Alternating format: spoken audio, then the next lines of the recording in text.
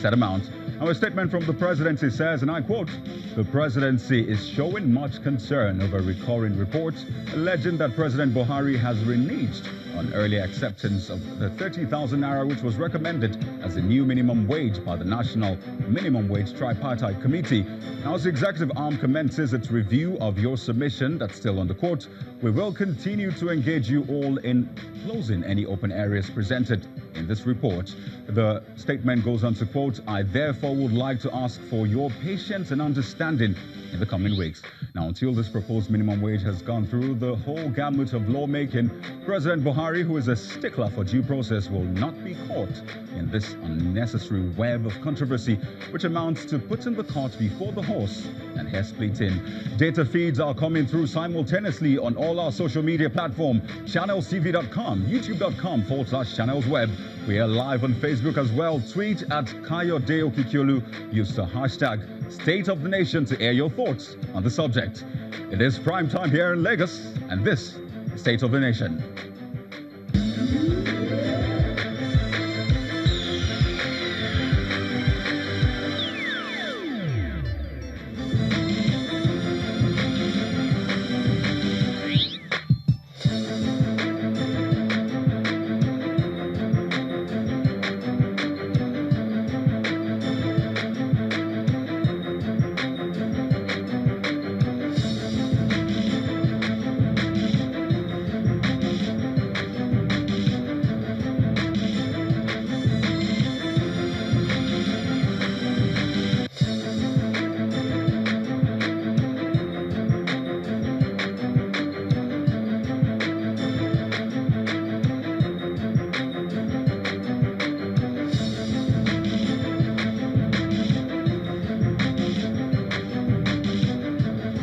Hello everyone in Nigeria and the rest of the world. This is State of the Nation. I'm Kayode Okikiolu.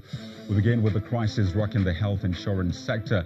And the health insurance scheme, as you know, is an initiative of the government which was introduced, as in other developed climes, to protect families from the financial hardship of huge medical bills and, of course, limit the rise in the cost of healthcare services.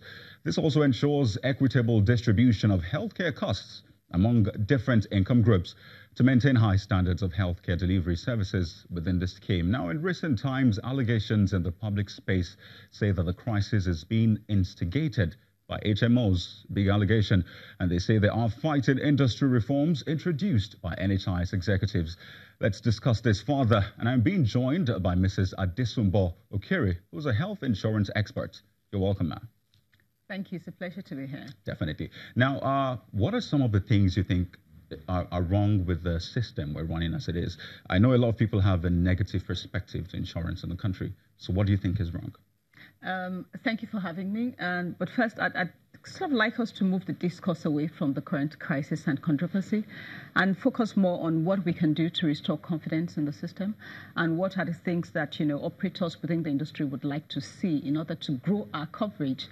All of us are saddened by the fact that, health insurance coverage in Nigeria is about maybe 4%, some even say 5%. 5%. That's alarmingly low in a country of our stature and a country that has the kind of population that we have. So, it's about time that we take the attention away from, drama and, controversies, and let's just talk about what is practicable, what can we do, and in doing this, we have to look at the legislation that set the Nigerian health insurance scheme in place in the first place. We think it's long overdue for an overhaul. We believe that if we look at other industries where the operators are in a kind of fiduciary relationship with the Nigerian populace, the legislation that governs their operations in recent years, over the past 10 years, you see that they've been reviewed, and we believe that this needs to happen to the National Health Insurance Act. If I understand correctly, your act was brought up in 1999. Exactly.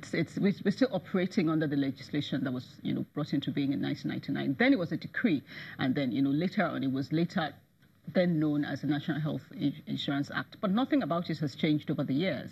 And, you know, the world has since moved on. The level of education and awareness that we have as a country and the expectations of the people that we serve have also changed over the years. We believe that it's high time to look at a new regulation that would help to address the concerns. So on one hand, regulation is a big deal.